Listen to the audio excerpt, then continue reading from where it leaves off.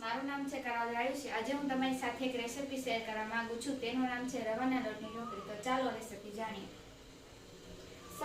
મેં સૌપ્રથમ મેં ખીરું બનાવેલ છે। તેમાં ખીરામાં મેં રવાનો લોટ, દહીં, છાશ અને ખારો, સ્વાદ અનુસાર મીઠું।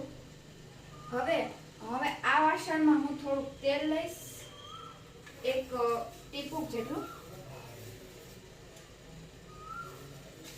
હવે હું તેમાં મેં બનાવેલ ખીરું નાખીશ। આ રીતે આપણે ખીરું નાખીશું।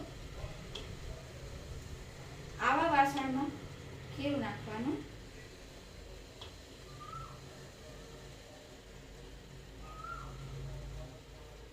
હવે હું એમાં ડુંગળી,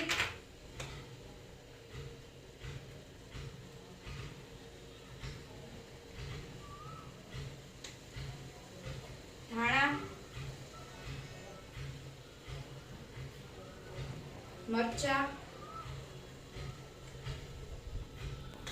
અને લસણ નાખીશ, જેથી સ્વાદ સારો આવે।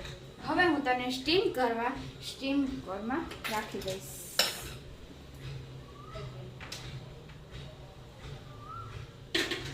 મેં આને સ્ટીમ કરવા રાખી દીધું છે।